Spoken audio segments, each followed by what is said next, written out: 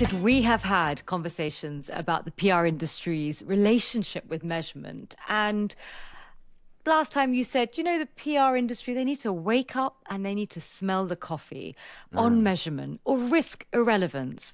And I wanted to know, you've been banging the drum about measurement for a long time now. Why is it so critical and important today more than ever? It matters more than ever now because budgets are under huge pressure.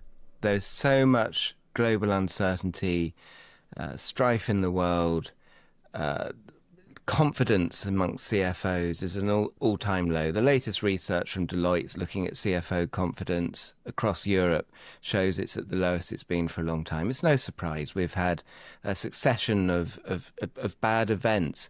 Obviously, we have currently a hot war in Europe as well. We have scares on the stock market.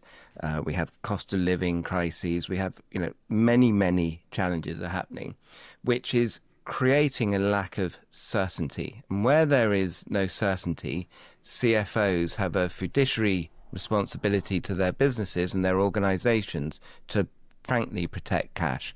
And when they want to do that, they stop spending money on anything that doesn't demonstrate value. Activity without value is a fool's job. It's useless. There's no point in doing it. You're just a busy fool if you're just busy and you're not actually able to demonstrate the value you're creating to your organization. And for far too long, despite repeated calls, the comms industry, or large parts of it, continue to just measure activity and not measure the outcomes. Now, right now, what we're seeing is there's more pressure on budgets, and so we're seeing people haven't been asked to do more with less.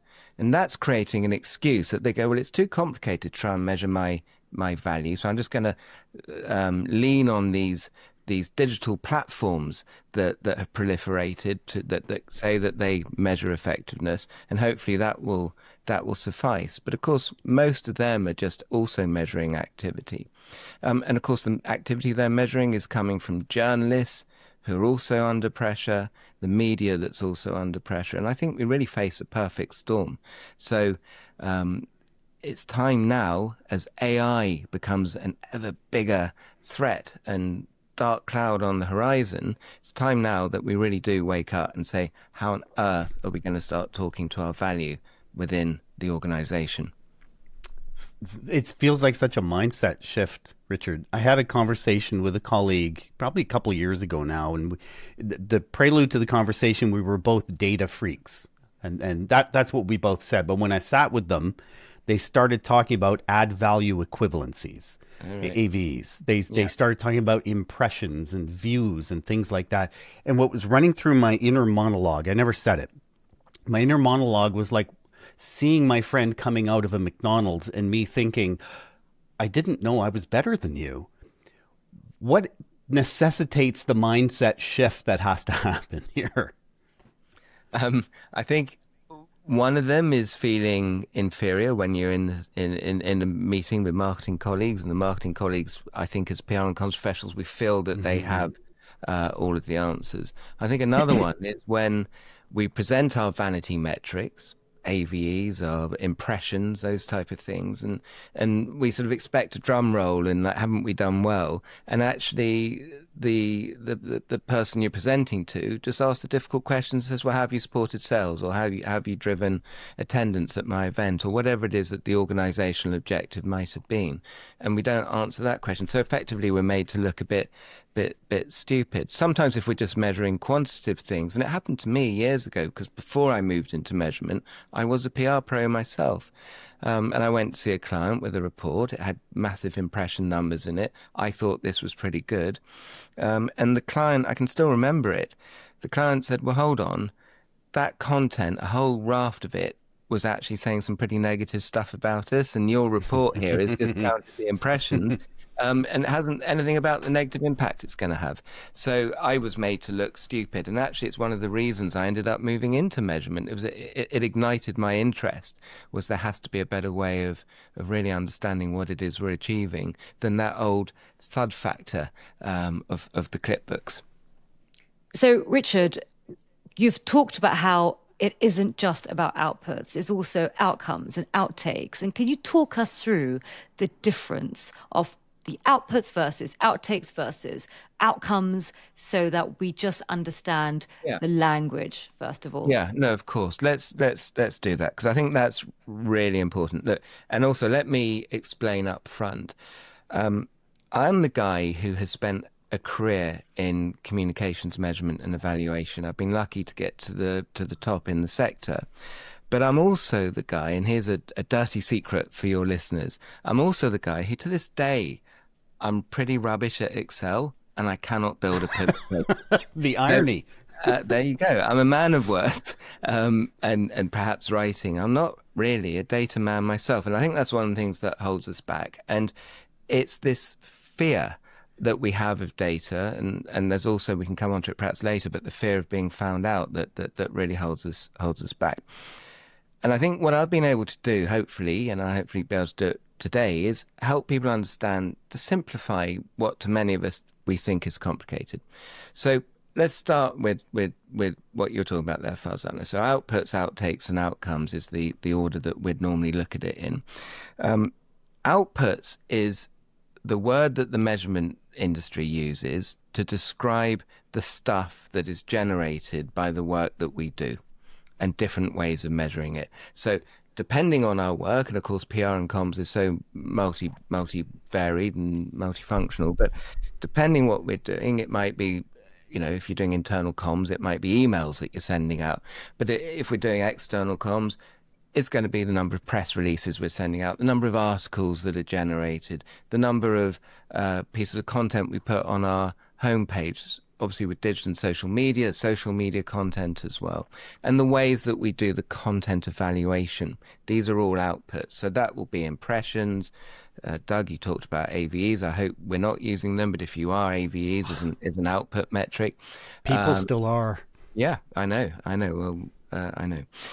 Not as many as were, which is the good news, but that some people still are, and they need to urgently wake up and realize that it's an invalid metric. But these are the output metrics. They're the counts and amounts, and they're where the vanity metrics tend to sit. Moving up the value chain of what an organization cares about is from the stuff that we do, the outputs.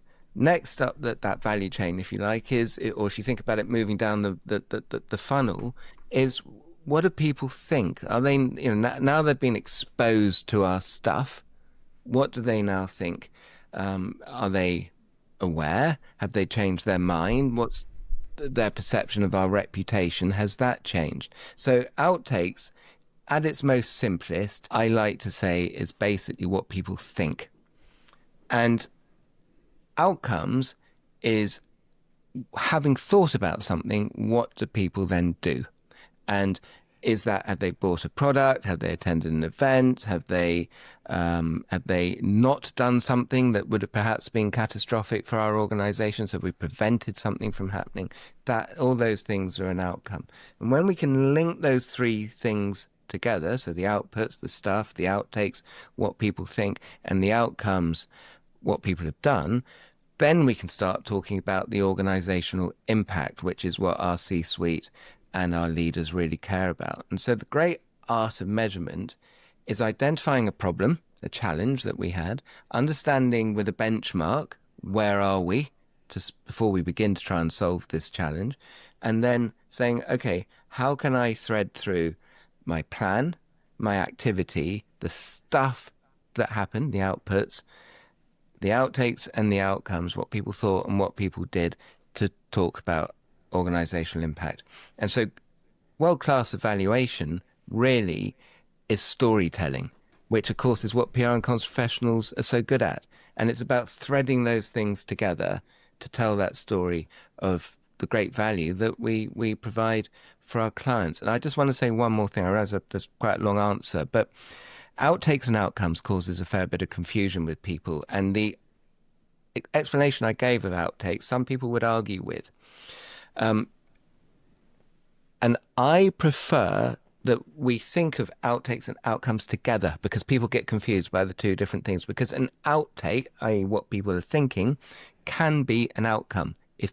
If your communications challenge is to make people more aware, and you have made them more aware, that is an outcome. So, I'm very happy for people to group outtakes and outcomes together, but do think of outputs as distinct. Outputs are the activity metrics, and outtakes and outcomes are on the other side of that. They're the what happened next, and it's the what happened next that our organization cares about. I love this, because really what you're saying is the true measurement of a communication effort is the do. What did they do? The action, or did they stop doing the thing they were doing before? And that's the point of professional comms. The point, I would say but I want to be really clear on this as well. I'm not urging anybody to dispense with output metrics. We still need to measure our activity. Fair. But we need to measure our activity and link it to the what happened next. And the problem with most PR measurement is we stop at activity and we say, ta-da, we've done all of this. And it leaves the big question of so what and now what? Right. We measure the what, but we don't answer the so what and the now what. You mentioned the think, the what did they know, then what did they do? But a bigger part of what they did was what they felt. Yeah. What are some ways to measure the way people feel? So I don't want to just wait for them to do the action. If I'm running an election campaign, it's too late. By the time the vote is held, all my comms efforts, I can evaluate real well for next time, but I can't fix it part way. Yeah. How do I measure the feel? And the reason I'm asking that is because I think surveys are completed aspirationally. I think people answer things like surveys the way they wish they would be, instead of what the action they're truly going to take. So what are some tools or some methods to measure the feel to better predict what the outcome is going to be? Yeah. I think your thoughts around aspirational answers on surveys is a really interesting one and an important one. And I don't necessarily disagree with you. Drive behaviors. And the most effective populist democratic leaders are experts in driving emotional response to get normal thinking people to do things that perhaps they wouldn't normally have thought or done. So measuring emotions is really important. Now there are ways of measuring emotions in terms of you can look at different emotions, particularly ones that drive response, things like fear being one of them, anxiety being another. You can bucket multiple emotions and you can bucket them. There's a lot of research showing which have a stronger pull on us emotionally, against which we will be less sort of affected by. You can bucket them and you can measure them in terms of content that's being pushed out, content that our audiences are actually putting out themselves, and by doing research amongst people. Because although you say aspirational, I think when you do focus group type research, people will say not necessarily what they want you to hear or they think they want you to hear. Now, I think that's one of the problems with social media measurement and analytics is there's many problems with social media measurement and analytics and thinking that you're actually getting a representative view of your audiences. Our audiences are very polarized, and there isn't such a thing anymore as one cohesive audience that all thinks one thing. We all think slightly different perspectives.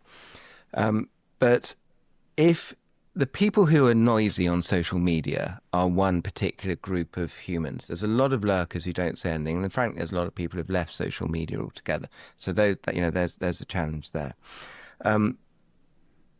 If you go on to X and you're not being provocative, and I hardly ever go on X or Twitter anymore, but when I did, I only ever talked about PR measurement and communications evaluation. And I never talked about the real Richard, about the days when I was happy, the days when I was furious, or why it might have been. I might very occasionally have suggested something on my Facebook page, but even there, I wouldn't put it there because it's not the real you. But where do people go and present their real self? Perhaps a self that even my wife might not know or my parents might not know. And that tends to be into Google. Well, it certainly used to be into Google. I don't feel well. There's a weird lump in my arm. Have I got, cancer, whatever? Those fears and those issues that I wouldn't necessarily want to be public about are asked search engines. So it is possible to look at what people are searching for on search engines to start to get a feel for what people are really thinking.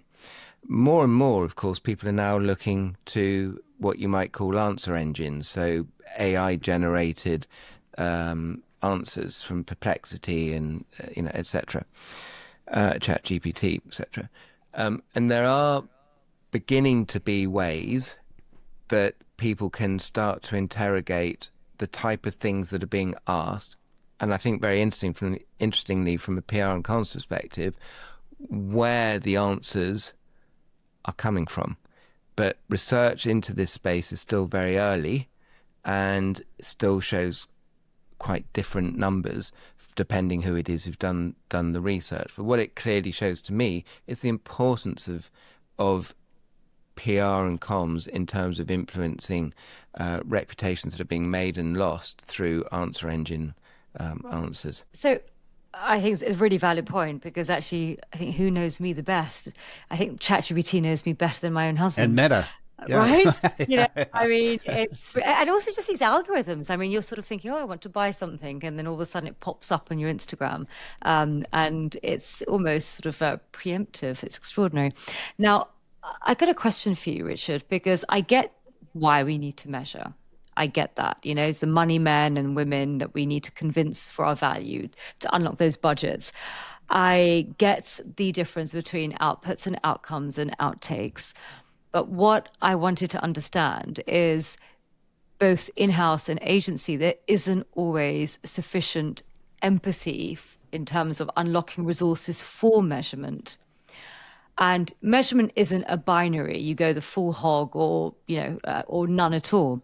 Now, what I wanted an answer from you is, how do people who don't have the ability to set up huge measurement departments and unlock, budgets from clients or, in-house, how can they use free resources? Like you mentioned, AMEC has a framework.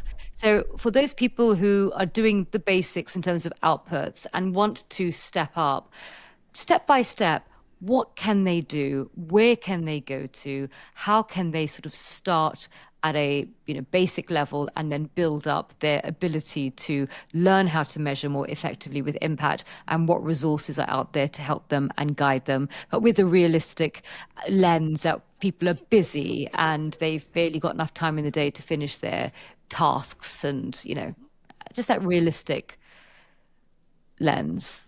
Yeah. It's a very fair question, and pretty wide-ranging one as well. First of all, you shouldn't do anything that you're not planning and you're not measuring. You wouldn't get in your car and drive to the shop and not check that you're not about to drive into a pedestrian. You measure your journey the whole way. You check you got some fuel, your tire's not flat. We are planning in terms of thinking, well, I'm going to go to the shop. That's the route I'm going to take, and we are measuring ourselves in real time all day long, and doing any kind of activity that costs money and costs time and costs effort at work should be the same. Has to be the same. But I get the point that people don't have much money to spend on all bells and all whistles, and it doesn't have to be expensive. So the important thing, and I would always advocate for this, in fact, I've just been talking to a massive global company whose measurement is not where they want it to be, and it's not about going from not where we want it to be being world class. Well, it is, but it's about doing that in baby steps and literally going crawl, walk, run. And I think that's how everyone should go. To your American listeners, many of you may remember an old colleague of mine, a chap called Mark Wiener, who very well known on the US evaluation stage. Sadly, Mark passed away about 18 months ago. But Mark he had a turn of phrase which I thought was so good about begin simply, but simply begin. If you're not doing anything, just start. Just begin simply. So if you've really got no budget and you're really doing nothing, begin with just some basic outputs. Let's understand just some simple things about what it is we're trying to do. Let's make sure we've thought about our audience. What do they read, watch, and listen to? Who are they influenced by? And let's just do some quantitative counts and amounts to say, you know what, we wanted to reach these people. We got 30 clips and, whatever it might be, make some numbers up. Then we want to start moving a bit further up that value chain. So how do we do it? Well, there's loads of free ways of getting information. So getting data out of Google, you can do it in different clever ways. You can use the Google Search Console, for example. You can even use the preemptive search when you type into the search bar and it drops, to see what people are looking for. Mm-hmm, mm-hmm. You can do it on your Chrome right now. One of my great colleagues actually she's a consultant for us at Comms Clarity, but she's also an AMEC board director, Steph Bridgman. She did a great webinar for AMEC recently on low cost and no cost evaluation tips. So rather than me regurgitating that's on AMEC's website. It's on YouTube. I'd point your readers to Steph's podcast. YouTube session on how to measure in a low and no cost way. Katie Payne, the queen of measurement as she's called in the US, Katie talks about creating a kick butt index. This is something that you can do for free. Kick butt index in Katie's language is about trying to create a little score of how effective your comms is. Again, focus very much on your outputs. Then we want to understand what we've achieved. Well, if we're a small organization, we can normally start to look at what's happened as a result. We need to make friends with our web developers, the people who hold some of the data. If we're at a charity and not for profit, then we need to make friends with the people who understand not just who's coming to our website, but donations and that type of stuff. And then let's start to get some data sets into Excel and just start to look and see if we can do some pattern recognition. In fact, you don't even need, well, you do need Excel, but once you've done it, you don't even need to do a correlation there. You can ask ChatGPT to do it, frankly, and it will do a pretty good job on it for you. Begin simply begin. Then moving up that value chain, there are ways to do survey research to start understanding what people think, that outtake stuff, and to do that quickly and cost effectively. There's very expensive ways of doing it. There's much cheaper ways of doing it.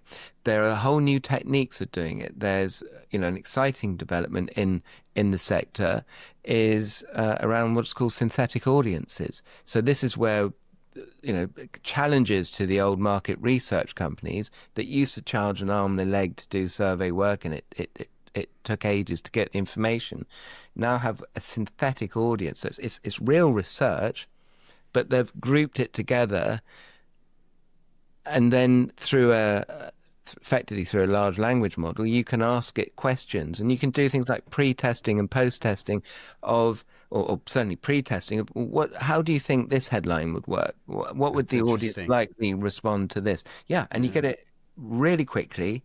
You get it in real time. Now, if I was launching a new car brand, I wouldn't count on that to give me insights to make a multi-billion-pound strategic decision. But if I wanted some quick information just to guide me and to help me think stuff through, what a great idea. So you've got cheap and clever ways of getting outtake information. You've got ways of getting outcome information by making friends with different departments. I'm amazed how many comms teams say it's impossible to get data from other departments within my business. And I think we're in a bit of a chicken and egg situation. I think other departments won't give the information because they don't think that PR and comms people deserve it, because PR and comms people have never been able to point to what they do. So I think there we need to have a conversation and say, I need your help for me to be able to demonstrate the value of the work that I'm doing. And of course, we have to not overclaim at this point. We can't, not everything that happens has happened because of us. But you know what? And perhaps this is a big message to our audience, is we've always had an inferiority complex. We think marketing's got all the answers. We think advertising's got all the rubbish. Rubbish, rubbish, rubbish. No, they don't. They actually are just as insecure as we are. The worst thing that ever happened was Google and Google Analytics with its last click attribution. And so suddenly all of this sort of effect of why things happen goes against the last click. It's total nonsense. I can't think of anything I have ever bought that has come about purely because I have just seen an advert and gone, you know what, I've never heard of that, and now I think I'm going to click. I will go and research something before I buy it. And the higher up the value chain you go, the more you will do that. And that's where reputation, that's where we come in. Yeah, Google has like a 14-step process that it says people follow before they take an action. There you go.